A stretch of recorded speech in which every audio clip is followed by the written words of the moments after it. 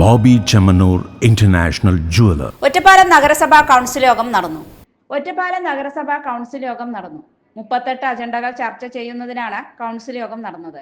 യോഗത്തിൽ barber shop, Taylor shop, workshop, ഓഫീസുകൾ എന്നിവരിൽ നിന്നും ഹരിതകർമ്മസേന ശേഖരിക്കുന്ന യൂസർ ഫീ 150-ൽ നിന്ന് 100 ആക്കി കുറയ്ക്കാൻ തീരുമാനമായി. ഈ വിഭാഗക്കാരിൽ നിന്നും വേസ്റ്റ് സ്വീകരിക്കാതെയാണ് യൂസർ ഫീ വാങ്ങുന്നത്. കഴിഞ്ഞ 3 മാസം മുൻപ് വരെ ടൈലർ ഷോപ്പിൽ നിന്നും തുണി വേസ്റ്റ് ശേഖരിച്ചിരുന്നു എങ്കിലും അത് കെട്ടിക്കിടക്കുന്ന അവസ്ഥ ഉണ്ടായതോടെ തുണി വേസ്റ്റ് എടുക്കുന്നത് നിർത്തലാക്കിയിരിക്കുകയാണ് എന്ന് നഗരസഭാ HI കൗൺസിൽ യോഗത്തിൽ പറഞ്ഞു.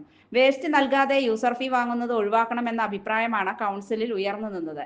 എന്നാൽ ആശ്രയ, അഗതി, അതിദരിദ്രർ വിഭാഗത്തിൽപ്പെട്ടവരെ മാത്രമാണ് ഒഴിവാക്കിയിരിക്കുന്നത് എന്നും അത് മറ്റുള്ളവരെ പൂർണ്ണമായി ഒഴിവാക്കാൻ കഴിയില്ല എന്നും ചർച്ച ചെയ്ത് കുറയ്ക്കാമെന്നും ഭരണസമിതി അറിയിച്ചു.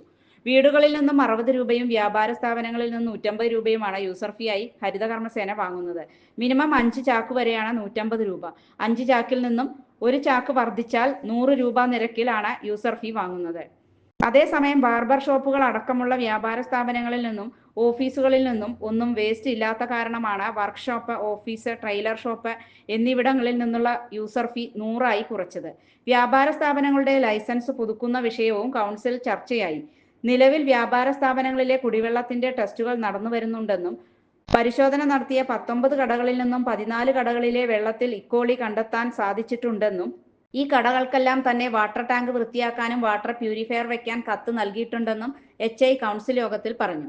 വാട്ടർ അതോറിറ്റിയുടെ വെള്ളത്തിൽ ഇക്കോളിയുടെ അംശം കണ്ടെത്തിയതിനെ തുടർന്ന് റിപ്പോർട്ട് തേടിയിട്ടുണ്ടെന്നും പൂർണ്ണമായും അത് വാട്ടർ അതോറിറ്റിയുടെ പ്രശ്നമാണെന്ന് വിലയിരുത്താൻ പറ്റില്ല എന്നും പൈപ്പുകളിൽ ഉണ്ടാവുന്ന ലീക്കേജ്, വൃത്തിഹീനമായ ടാങ്ക് ഇവയെല്ലാം കാരണമാവാമെന്നും HI പറഞ്ഞു.